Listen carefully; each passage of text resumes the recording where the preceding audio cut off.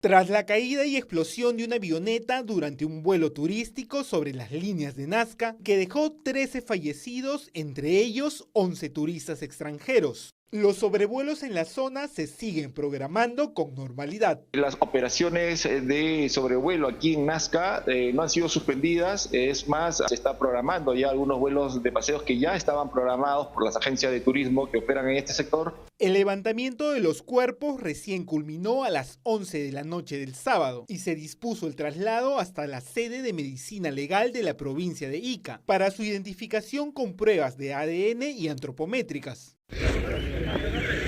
¿Qué fue lo que ocurrió con esta avioneta de la empresa Herodiana? Para ello debemos situarnos en el aeropuerto Renan Elías Olivera, ubicado en la ciudad de Pisco, desde donde partió la aeronave el último sábado minutos antes del mediodía, con 11 turistas extranjeros a bordo, 7 italianos, 2 alemanes y 2 españoles. La tripulación también estaba conformada por el piloto Américo Salazar Cuellar y su copiloto Irenca del Carpio.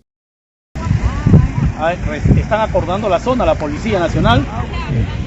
Todo ocurrió en el lapso de aproximadamente una hora. El vuelo tenía como objetivo sobrevolar las famosas líneas de Nazca. Cuando se encontraba por el sector de Pueblo Viejo, la aeronave habría presentado fallas técnicas. Así consta en la alerta emitida por la tripulación al aeródromo María Reich. Sin embargo, se perdió el contacto radial. Minutos después, cuando la torre retoma la comunicación con esta aeronave, ya no había contacto. Cerca de la 1:10 de la tarde, la avioneta se precipitó a tierra en el sector de Pueblo Viejo.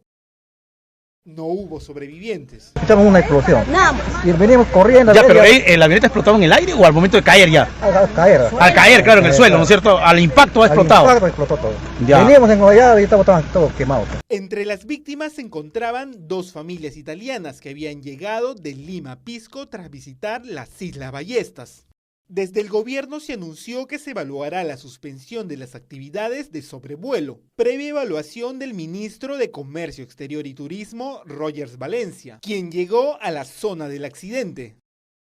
Los expertos de la Comisión de Investigación de Accidentes Aéreos, quienes están evaluando la trayectoria de la nave, están buscando la evidencia mecánica como información, además de contrarrestarla con las grabaciones de la comunicación.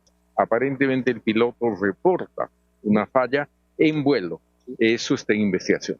Lo que debía ser un inolvidable viaje de turismo terminó convirtiéndose en una tragedia que hoy enluta a varias familias.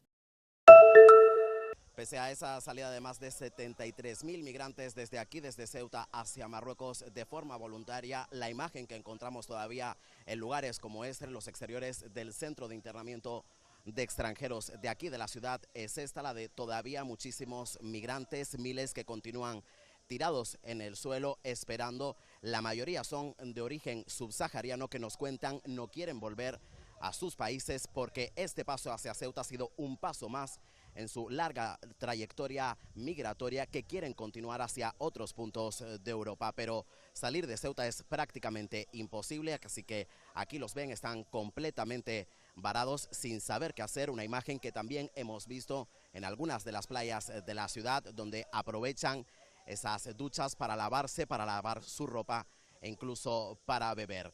El número de fallecidos que se sigue elevando, son ya 72 los cadáveres que se han localizado en el mar de todos esos migrantes que trataron de llegar en los últimos días hacia aquí, hacia Ceuta, y mientras tanto la ciudad trata de recuperar poco a poco la normalidad.